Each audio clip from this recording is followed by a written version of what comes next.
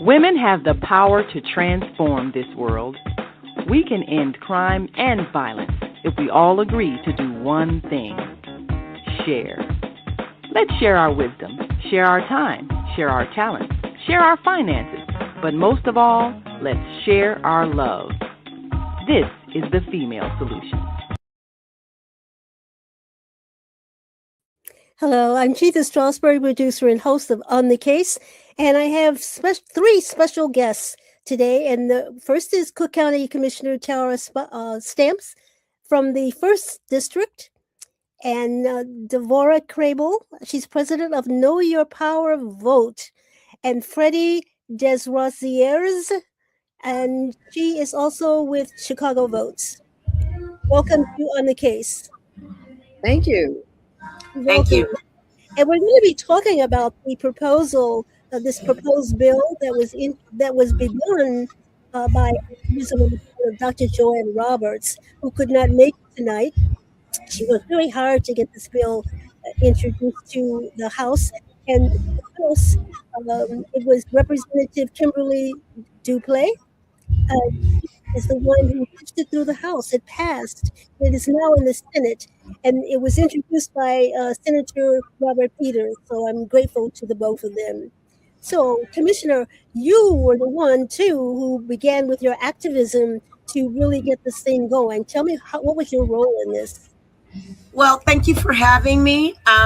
My role in this was that Joanne Roberts said that they needed a champion. We needed somebody that was really going to be boots on the ground and talk about how important this legislation would be for our children. I am a veteran Chicago public school teacher. It was my work with the Chicago Teachers Union that brought me out of the classroom and then on to becoming a Cook County Commissioner. So I'm very invested in what happens with young people. And so as a part of that, we went to Collins and we did a press conference and we registered hundreds of young people at Corliss High School.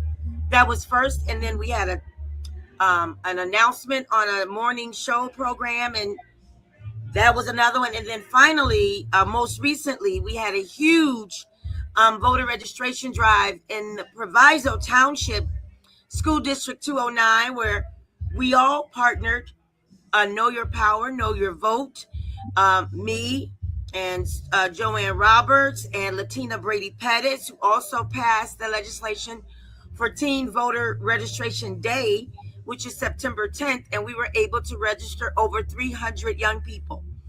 And then we had a huge rally that was led by a young person, and we had a marching band, and it was just amazing.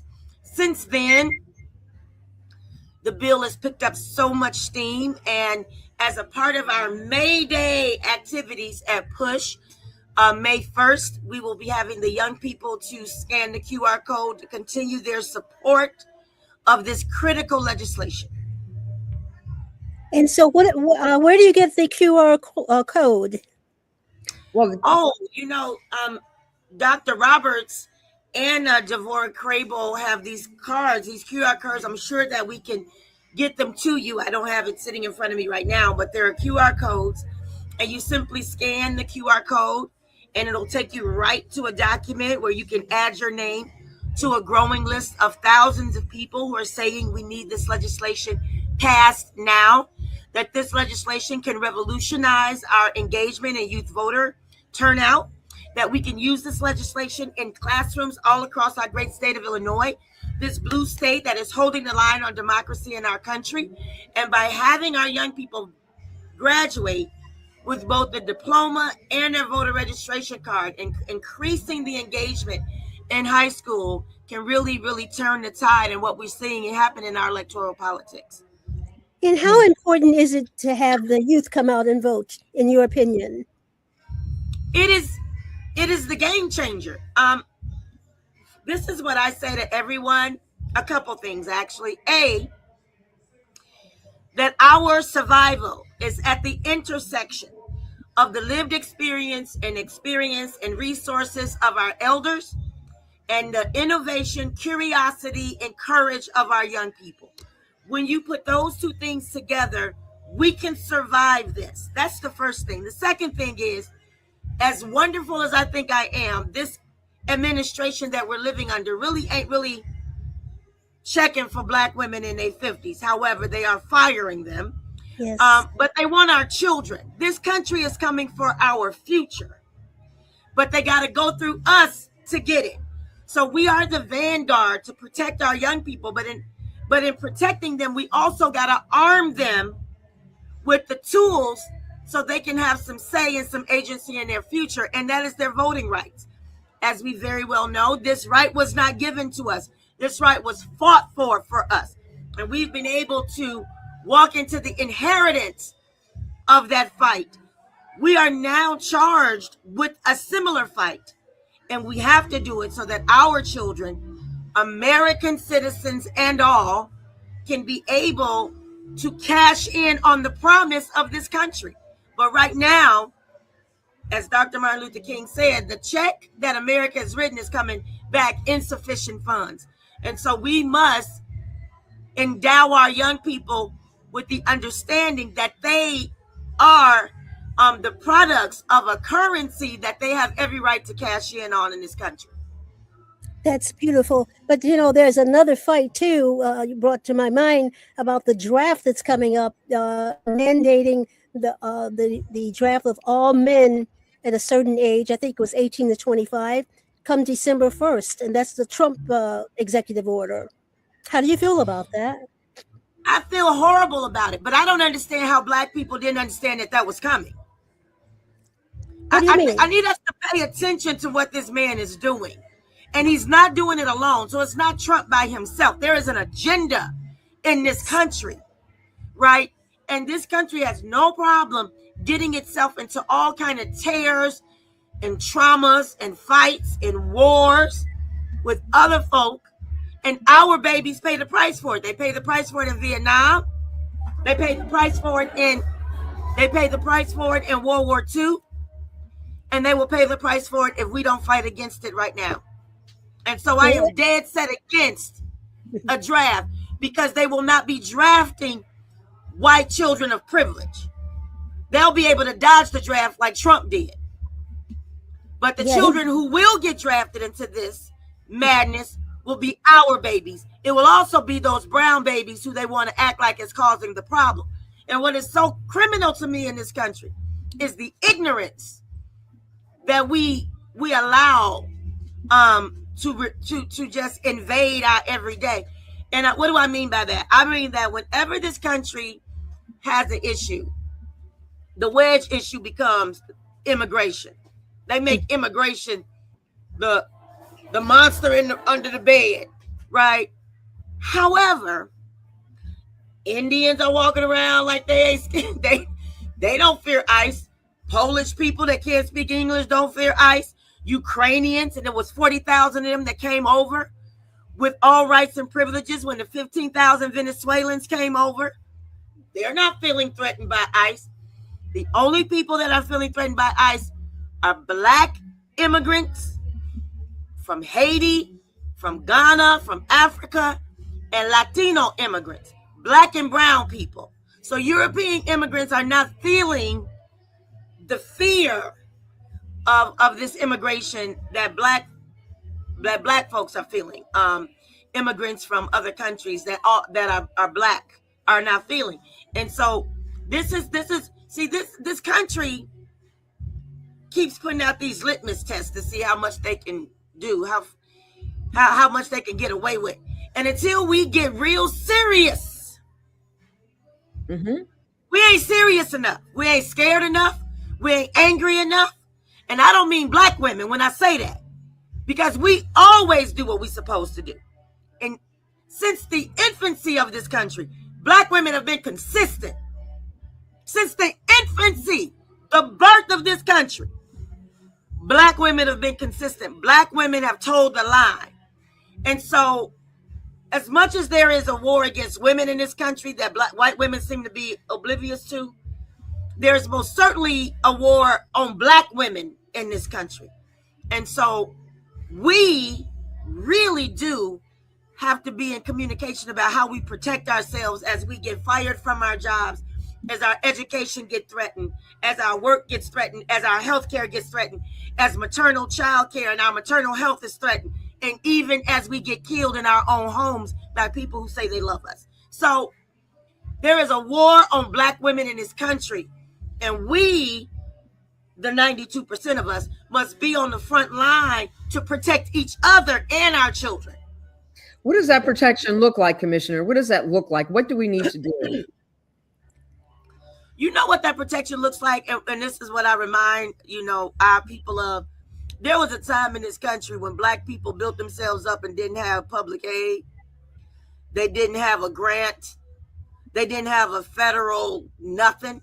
They had the sweat of their brow. They had their innovation. They had their pride, and they had their tenacity, and they had their interdependence on each other. That's what it looks like. It means, how do you go back to cooking? How do you go back to gardening? How do you go back to planting? How do you go back to those lessons from our foremothers and our forefathers that we need right now to get us over? There are things that we can do for ourselves that will remediate our dependency on the enemy. Okay, so I wanted to ask you about the 355,000 Black women that the president has fired, many of whom are in single mother households. They run the spectrum, but do y'all understand that it's bigger than the women that got fired? That the women that got fired is a direct connection to the Black women that raised $40 million for Kamala Harris in 24 hours, which is a direct connection to the 92% of Black women that voted for Kamala Harris in the closest election in history. So to tell it in isolation look like, oh my God, they're just firing Black women. No, they're trying to disempower Black women, because Black women, unlike anybody else, know how to double down on their power. And they saw that when Black women raised $40 million for Kamala Harris in 24 hours. Now, mind you, this woman only had 100+ days to get ready for a presidential race. She raised the most amount of money. She brought out a whole different contingency of people to vote. And it was the closest election in recent history. Do you think she should run again? How do you think she should run again? Yes. Oh, okay. I think she should run until she get tired. I think she got every right to decide her future. And I'm gonna tell you something. I had the pleasure last weekend at the Power Rising conference that was held in Chicago, that was put on by Mignon Moore and Leah Garrity. I think I'm saying the name right. It was incredible. And Leah interviewed Kamala. And no, she did not say, I'm going to run again. But what she did say is, I hate to lose. And I hate that this country has been turned over to this criminal. And she thanked us. And she said, and Leah said, so what are you doing? She said, well, I just go around the country and listen to people. I go around the country and listen to people. And she told a story about a woman she was in the grocery store with. And she was putting things in the basket and just talking about how this attack on us shows up in our baskets. It shows up in our light bill. It shows up in our gas bill. It shows up in our inability to pay for college tuition. It shows up in all these different ways. But on this particular time, she said, look, she said, well, what do you eat? You're shopping for your children. What do you eat? She said, I eat what my children don't eat. That's in 2026. Wow. In Jackson, Mississippi, Kamala was having this conversation with this woman. And so I say to Black women what I say to anybody: what we gonna do for each other until our help comes? Because we are our own medicine. We are our own rescue. Like nobody is. We got the cape. We got the power. We birthed the babies. We got the degrees. We got the ingenuity. And so whatever is going to happen in our homes, in our schools, in our towns, in our cities, in our villages, in our counties, and in this country is going to be based on what Black women do or don't do. And that is going to be the determining factor. And guess what? The enemy knows that. That's why they've been hell-bent on it. We got to own our own power. And one of the things Kamala said, and it kind of alluded to this, the Democratic Party got to pony up because we carrying them, and they know that. Without Black women, you don't have a Democratic Party, period. Without Black women, and you surely don't have anybody that's going to be capable of running and winning an election, in the same kind of fashion. They gotta find some white boy to prop up, but they'll do that, that ain't hard for them to do. I want Black women to walk around with the confidence of a mediocre white man. That's what I want us to do. All right, we have to take a break. We'll be back with more right after this, and then we'll be going to Deborah Crable, president of Know Your Power Vote. We'll be back right after this.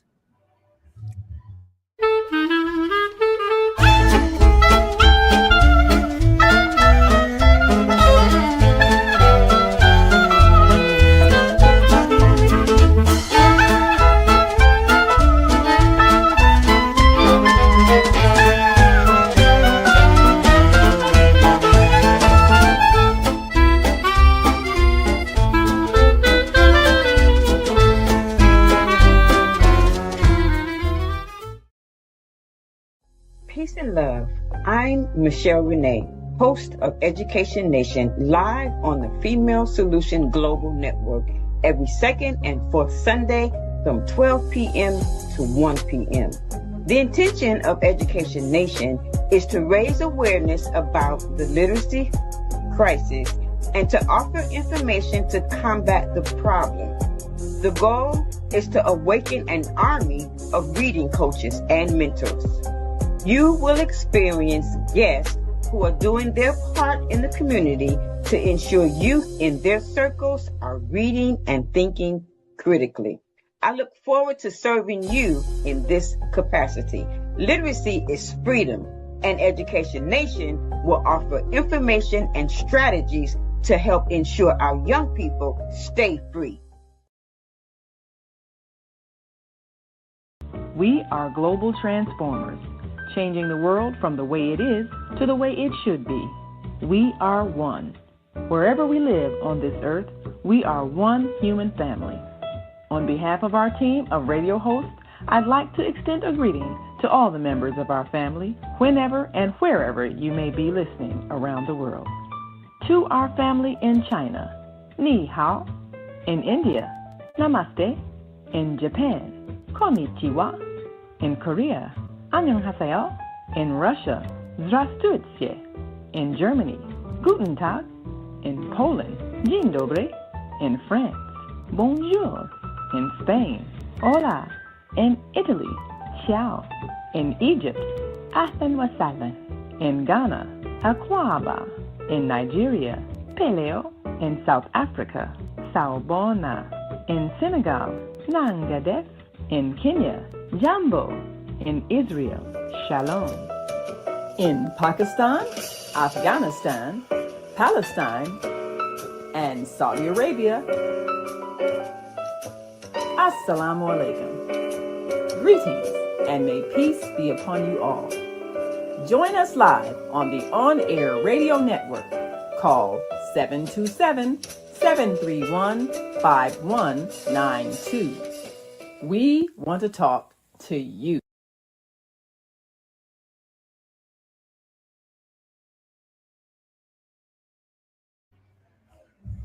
All right, we're back. I'm Chinta Strausberg, producer and host of On the Case, and you're listening to Cook County Commissioner Tara Stamps from the 1st District and Devorah Crable, president of Know Your Power Vote, and Freddie Derosiers from Chicago Vote. Welcome again to On the Case. Devorah, what have you been doing with this bill? What was your role in this bill? Well, first, allow me to say thank you for having us on, Chinta, and I acknowledge you as being one of Chicago's great legacy journalists, and I just want to salute you for all of your work and accomplishments over the years. And to Commissioner Stamps, I also want to acknowledge you and your leadership with advancing this bill, and I was there to receive the resolution when you presented it before the Cook County Board of Commissioners just last week. And that just gives you an indication of her power, her influence, and her dedication to moving forward with a bill that means so much, not only to the students here in Chicago, throughout the state and across the country. And to my colleague in this fight, Miss Freddie, she goes by Freddie. She does a first name like Cher and Oprah because she's that popular within the legislative community for all of her work in helping to shepherd this bill through success. It made it through the House and is now Senate bound under the leadership of Senator Robert Peters. Well, this whole thing, as you asked, Chinta, started with Know Your Power vote back in 2024 when I had launched a voter registration initiative to get people to vote for Kamala Harris. I was encouraging Eric with the open arms and inviting everyone to participate to vote. It was Dr. Roberts who said, "You're missing the key population. You need to just simply target these young people because this vote, our future, is in their hands." And I got her message loud and clear.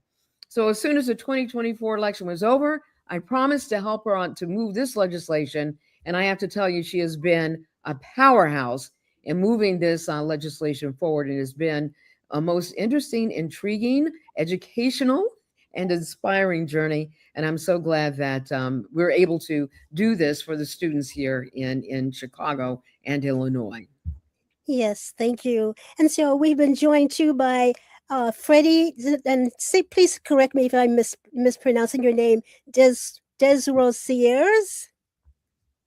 How do you say? We're not Freddie, hearing you. You don't have mute? Can you hear me now? We can hear you now. How do you pronounce your last name? It's Derosiers. Say it again. Derosiers. Okay, I was wrong. Now, what was your role? Okay. What was your role in this whole process of getting this bill to the Senate now? Yeah, so just to introduce myself quickly, my name is Freddie or Frederic Derosiers. I'm the policy director with Chicago Votes. I work on different campaigns to expand access to democracy, especially to young people and folks who are impacted by our American legal system. And I'm a proud member of the Coalition for the Reverend Jesse Jackson Young Voter Empowerment Law. And my role on the committee is all of us just do a lot of work, outreach to legislators, outreach to members in our community to try to organize folks to get them to send letters to their lawmakers, and just kind of move this legislation forward. And in your opinion, why is it important for young people to come out and vote? It's so important for young people to come out and vote because all young people are impacted by the systems that the people in power vote for. We are impacted by so many different things. And so when we look at this bill, I think it's about creating a culture of civic engagement among young people because so many young people want to participate, but they just don't know when, they don't know how.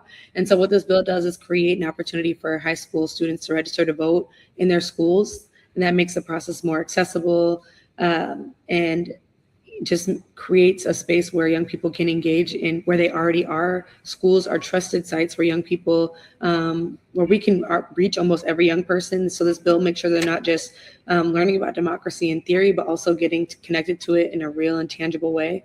We know that when young people register and engage with the civic process early, the more likely they are to be long-term voters.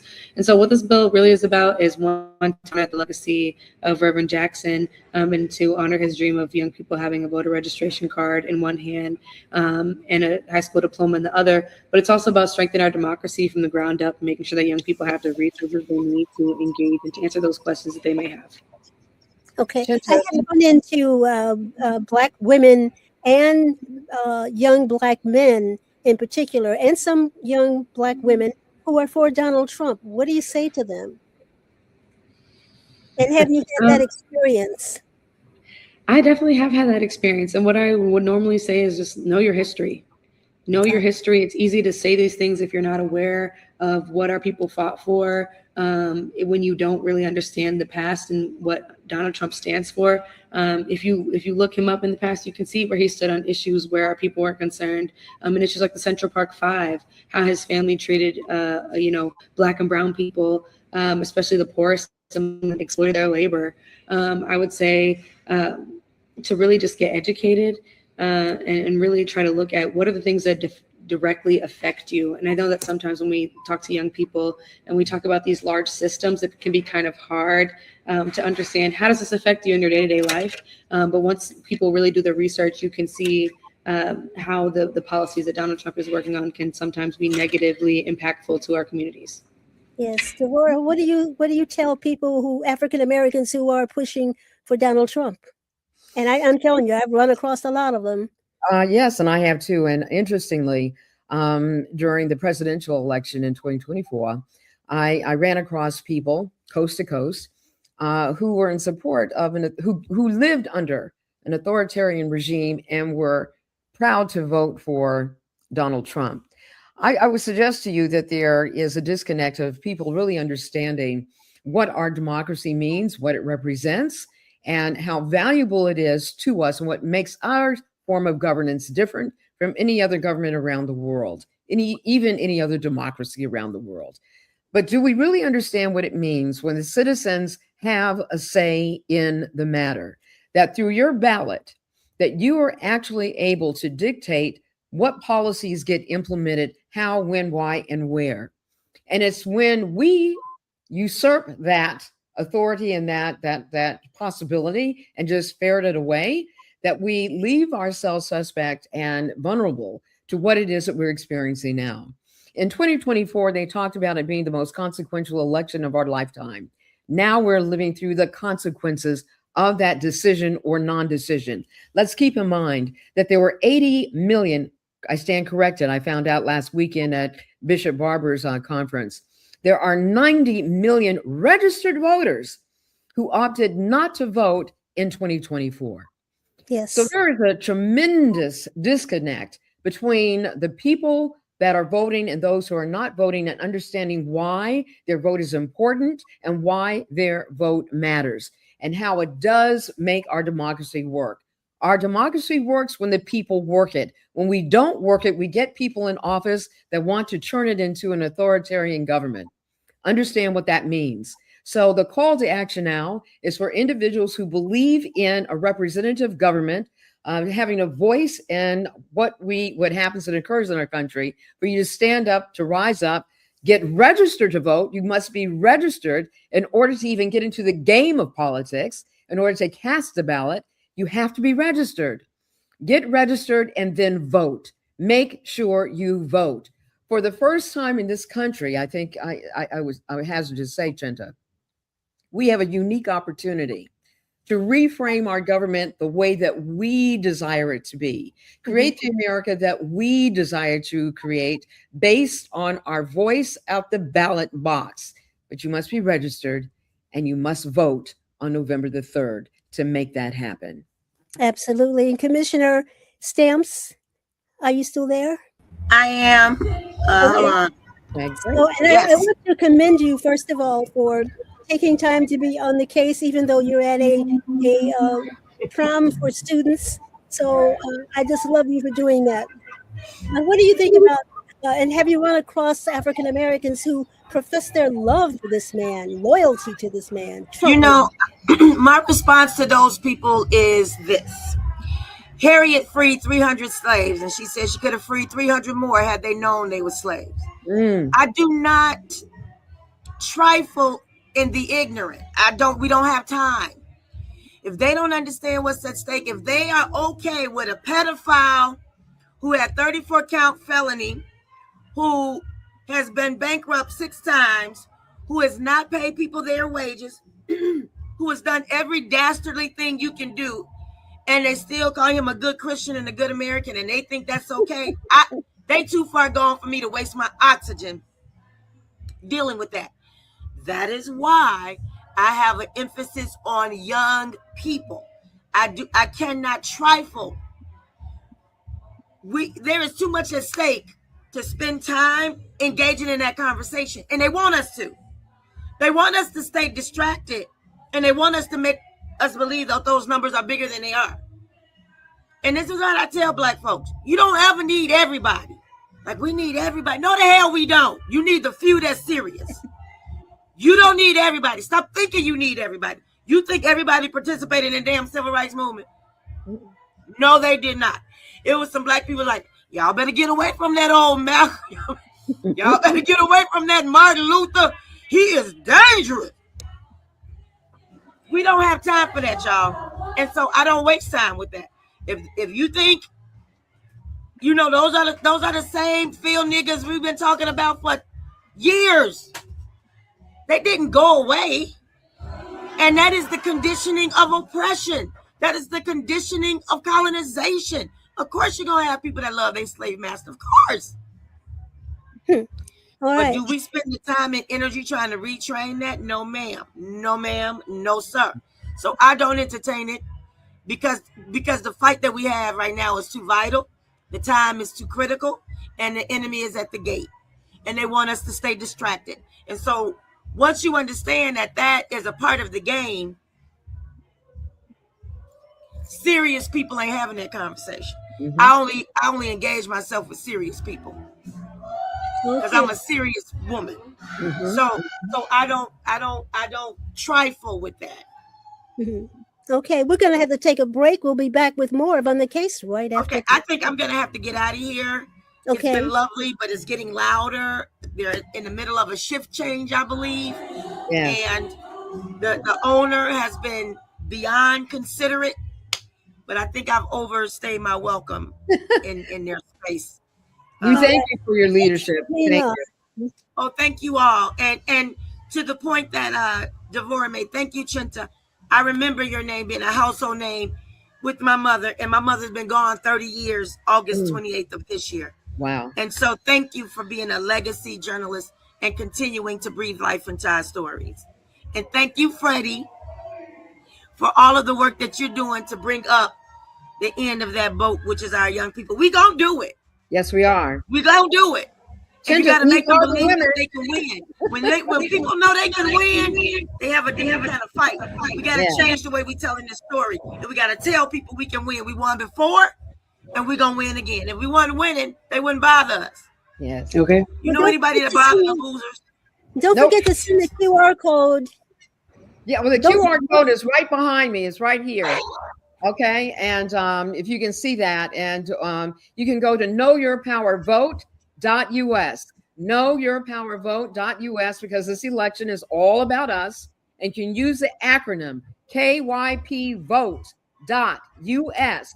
Right at the top of the page, you can register. You scroll down a little bit, you're going to see a little tab that says QR codes to states all across the union where you can register to vote. Scroll down a little bit more to the red section, and you'll be able to submit a letter of support for House Bill 4339. We need you to do that. We need everyone listening to this podcast to certainly take the time to send a pre-written, you don't even have to write it, unless you want to, a pre-written letter of support of House Bill 4339 that goes to the Senate this month. All right, we're going to be back in a moment right after this. Thank you very much, Devorah. Great day. It's your girl Asada here to introduce a new female solution show called Asada Says. That's right. Every month we're going to talk about everything I am, from cryptocurrency and financial security to good health and parenting strategies. Come on and talk with me every Tuesday morning from 7 a.m. to 8 a.m. And let's do that thing the way Asada says it should be done. See you then. Peace, right here on the Female Solution. Welcome to Master Force with Mushim Suit. Join us each week on Thursdays at 7 a.m. Central, live on Facebook and YouTube on the Female Solution page, as we dive into powerful topics designed to assist you in mastering your life force. Our conversations feature a diverse lineup of experts, all dedicated to your growth. Tune in weekly to discover new ways to elevate your spirit and raise your vibration. And remember, we are ascending.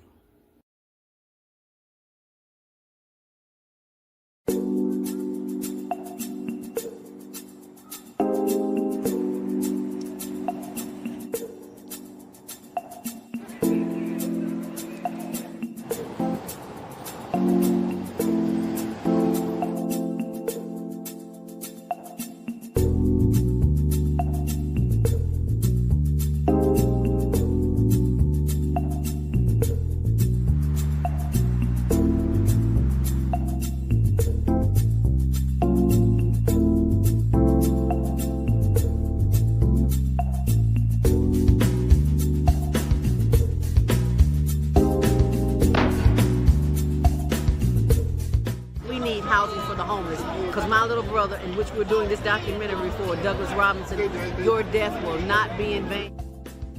He was a heck of a great dude. And I love Doug. Doug loved me. Just being around him, he had a good spirit. He was a healing person.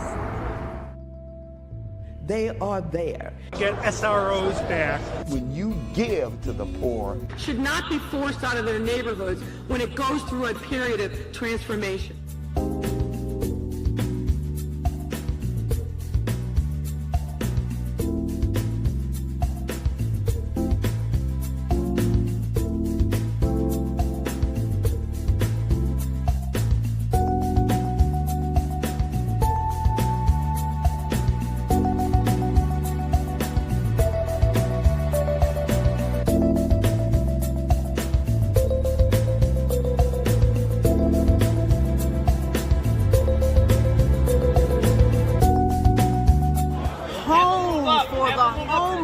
Because there are too many people who are losing their homes to taxes because they can't pay a $1,000 tax bill.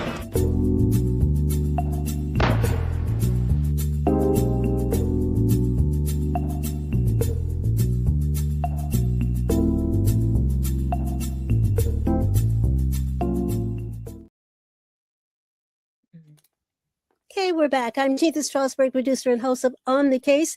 And now we're talking just to Devorah Crable. She's president of Know Your Power Vote. And Freddie, say your last name for me. No, we can't hear you. Can you hear me now? Yes. Derosiers. Okay. All right. So now, speaking of homeless, Mayor Washington did target the homeless people and got them the right to vote. Are you doing the same thing, either one of you? Devorah? For the homeless? Yes. I have not worked with the homeless directly. Both myself and Freddie are working with the incarcerated populations and those who are going through reentry. But I have not dealt directly with the homeless populations, but certainly they are a population that we need to pay attention to. When we think in terms of America being available to everyone and everybody, we have to be inclusive of the whole body politic of this nation. And the homeless are certainly a critical part of that, especially when you think in terms of most people just living 2 paychecks away from being homeless. The people that you see walking around in Whole Foods today, or walking around in the health club that you exercise at every day, might be on the streets tomorrow and still showing up at that health club because they have that membership that allows them to go in and take a shower. But they aren't talking about the hardships that they are experiencing. And I promise you, under the economic conditions that we're dealing with now under this administration, we're going to start to see more and more of that bubbling up, and you're going to see it. Everyone will see it, feel it, and experience it. So don't turn your back on the homeless. You have to embrace the reality that we're in now and figure out strategies for addressing that problem, and certainly giving them the voice to vote. Absolutely, and especially how Trump has treated them like garbage, just about, especially in Washington, D.C. And then the Republicans, whom I call his co-conspirators, have passed laws saying that you can get arrested if you're found sleeping in the park or in a parked car. So, Freddie, are you working with the homeless too? Can you hear me?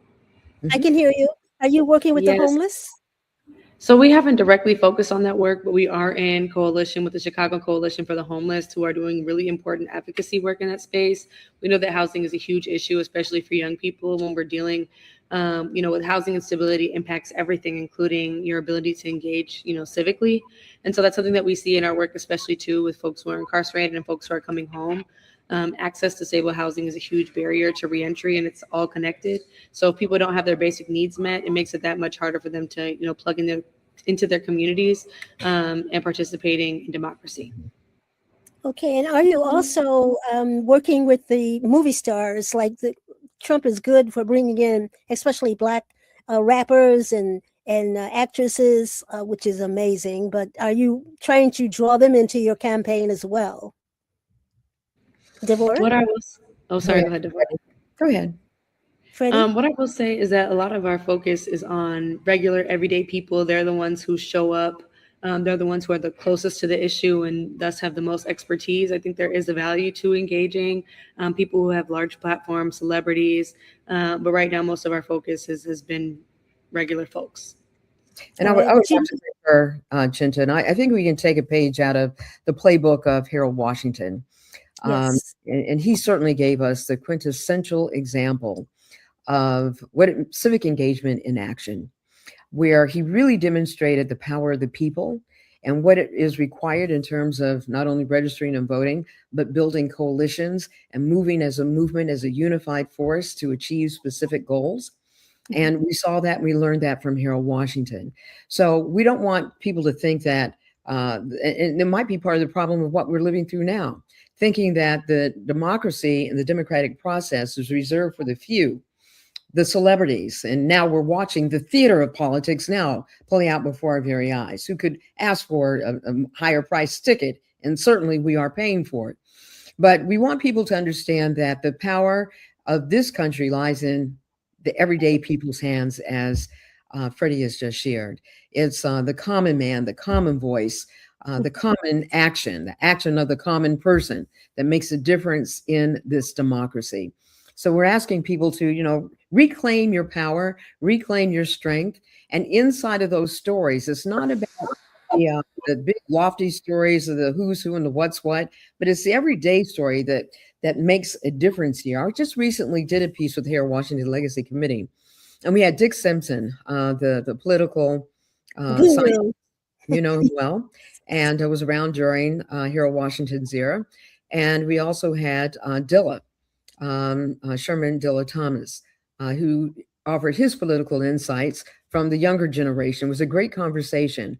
But it's inside of those kinds of conversations that you have at your dining room table, the people that you're talking to out in the park, now that the weather is better and you can walk the dogs and the cats and swing sets and play chess in the park, and to start having those conversations. We have to make this a conversation that is top of mind and part of everyday conversation. Being civically engaged isn't something we reserve just for election day. It is something that goes on all year long. We have to hold those elected officials accountable. Don't let them win popularity contests by being able to vote out of precinct by asking all of their friends to show up and vote, knowing that they'll win.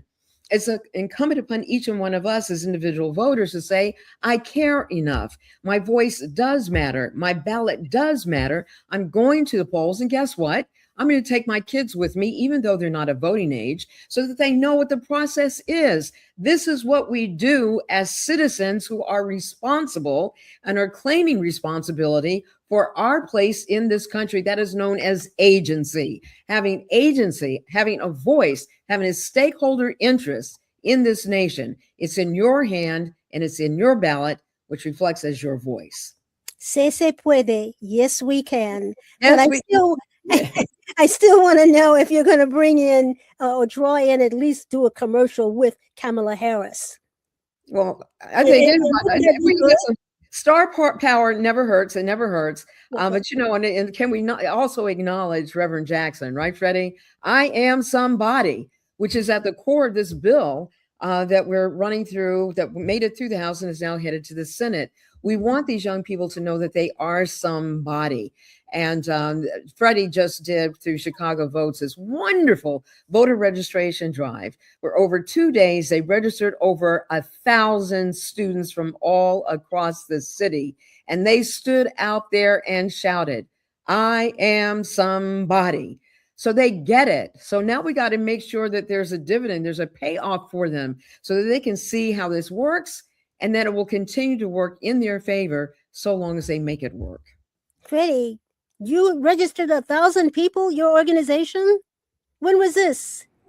This was right before the primary election on March 17th. I believe the week before, we partner with high schools in the city to take their students to go vote for the first time.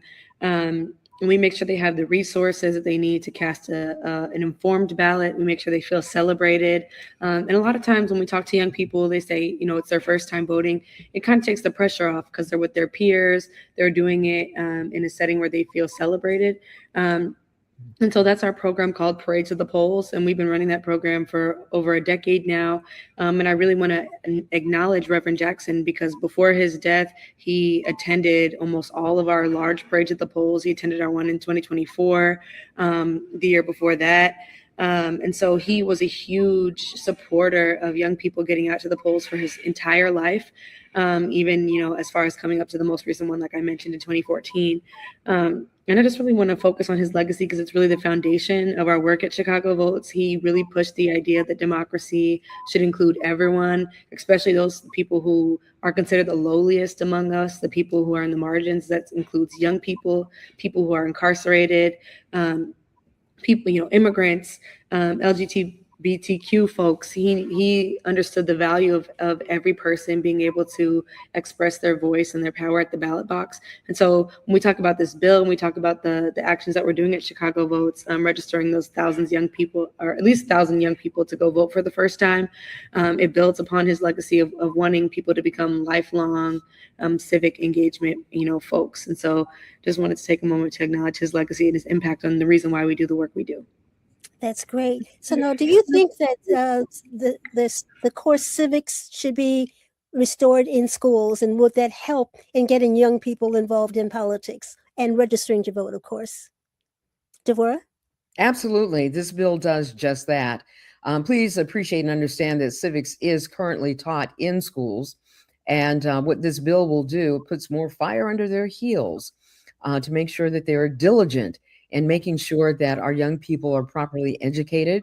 And when they graduate, they are fully prepared and equipped to be participants in the democratic process as just progressive and as citizens that are able to contribute not only to their lives, but to their communities and to the country as a whole. So this is what this bill is all about. So if any lesson is to be learned from it, is that, again, I can't say it enough, that this is our land, this is my land, this is your land.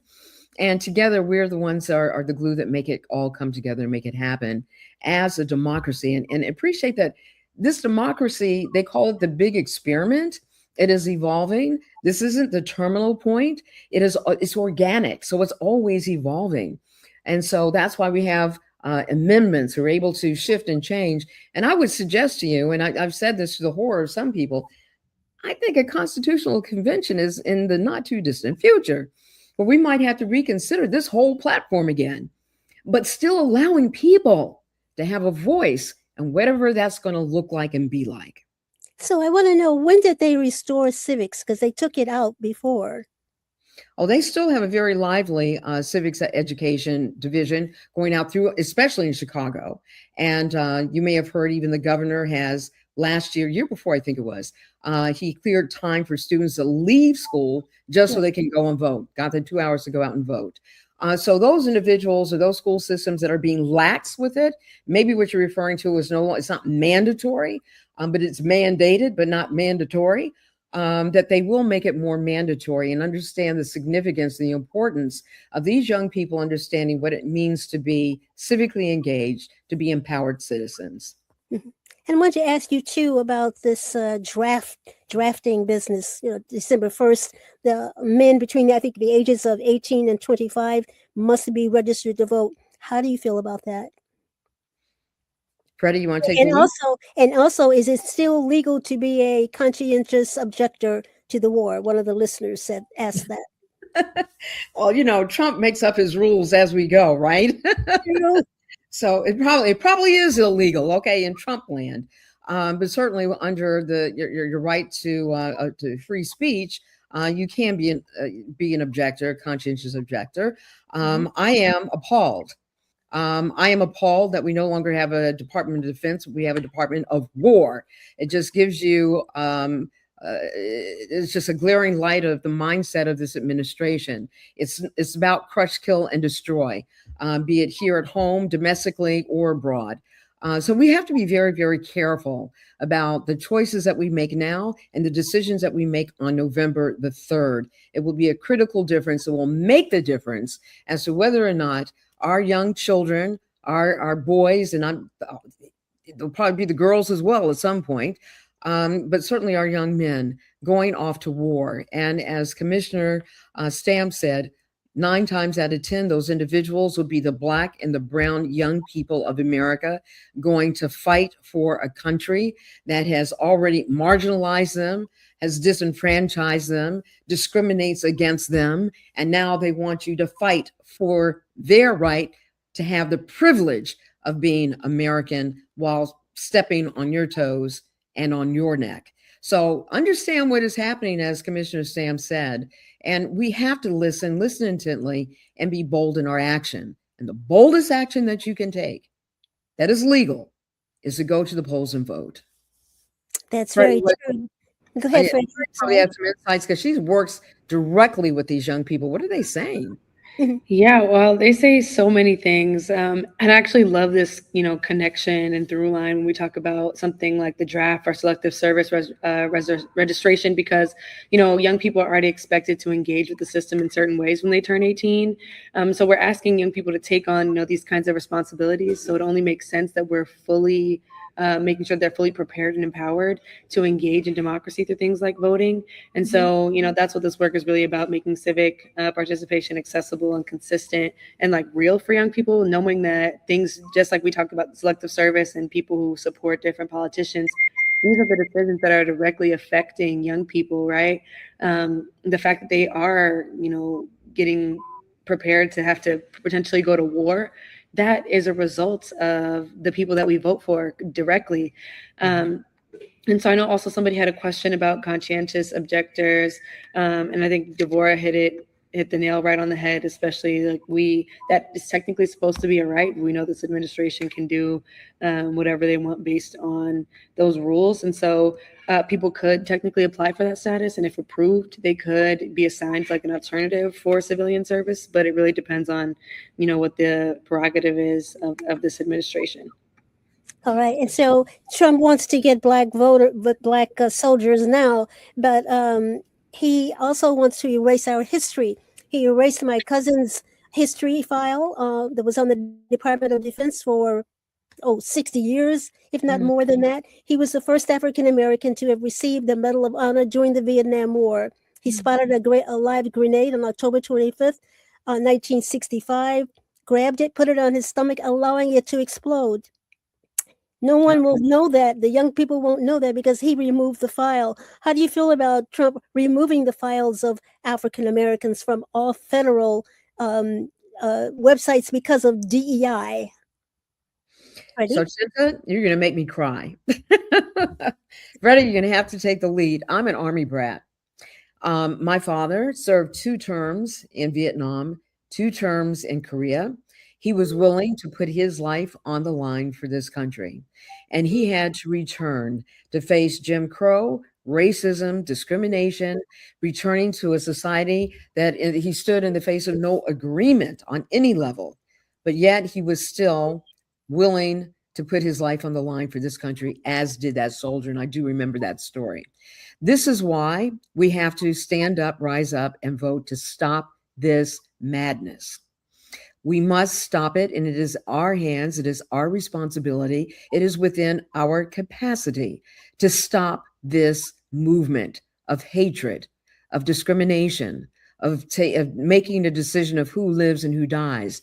If we're talking about an administration who is willing to send in all kinds of troops and helicopters to save one soldier after annihilating millions of people in the Gaza Strip and in Iran, this is the mentality that we're working up against. So anything that has a skin color that is not of his, they don't care about. Understand and appreciate that. And if you believe in DEI, if you believe in Dr. King's vision and his dream of this being a land for everyone, then stand up, let your voice be heard. This is not the time to sit down and to be silent. This is not the time to sit out on an election. Now is the time for your voice to be heard. And I wanted to ask you too that today he has ordered the firing of the executions to be done by firing squads now. And how do you feel about that? That's an abomination. It's crazy. It is crazy. It's absolutely insane. and inhumane and barbaric. Is this what we're going to reduce our society to? Yep. Understand, we have evolved as a society, as a nation, well beyond that. That this is akin to being lynching, and I guess we'll be doing that next, saying let's not only have the shooting squad, but let's lynch people as well. Have public lynchings. This is where it is all headed. You all come on, stand up, realize what is going on. This is like no joke, no kidding time.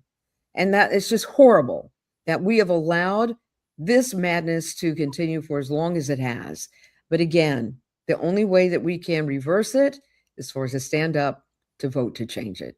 Absolutely. And that is voting against his co-conspirators too, because they're the ones who are allowing it. Freddie, how do you feel about this firing squad by executions by firing squad? How do you feel about that? I feel awful about it. I think it's important to look at how the death penalty and state violence have been historically used against communities of color, specifically Black people, and how it's disproportionately, we've been disproportionately impacted by the criminal legal system, including, when sentencing.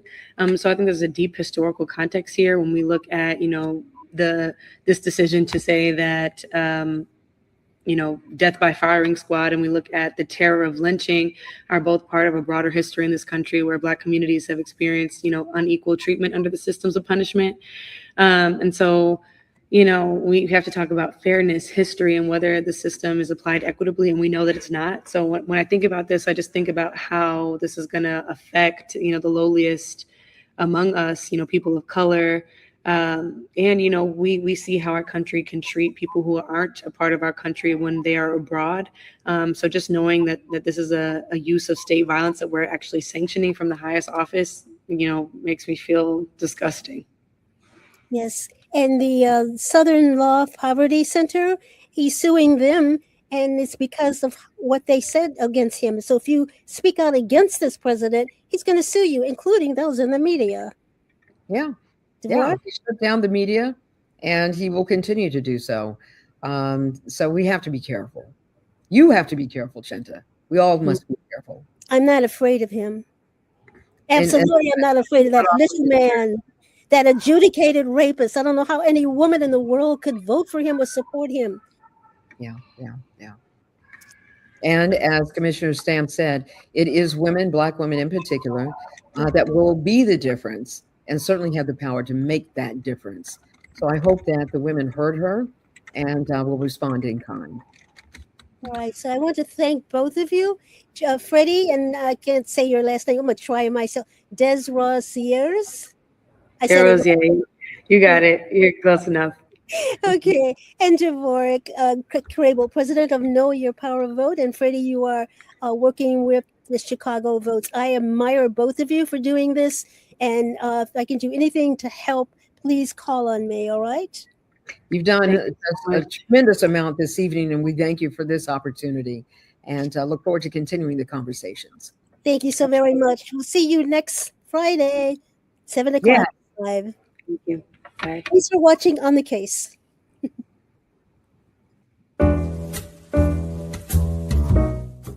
We've come to the end of our show today. If you missed any broadcasts, go to our website for the audio and video archives at www.thefemalesolution.com. On behalf of our team of radio hosts, I'd like to thank all of you who participated in today's discussions. And to our global family joining us from all around the world, we say thank you. To our family in China, xie xie. India, dhanyavad. Japan, arigato. Korea, kamsamnida. Russia, spasiba. Germany, danke. Poland, dziękuję. France, merci. Spain, gracias. Italy, grazie. Egypt, shukran. Ghana, madasi. Nigeria, eshe. South Africa, ngiabonga. Senegal, jaref. Kenya, asante. Israel, toda. Pakistan, shukriya. Afghanistan, tashakur. Saudi Arabia and Palestine, shukran. Assalamu alaikum wa rahmatullahi wa barakatuhu. Thank you, and may peace be upon you and the mercy of God and God's blessings.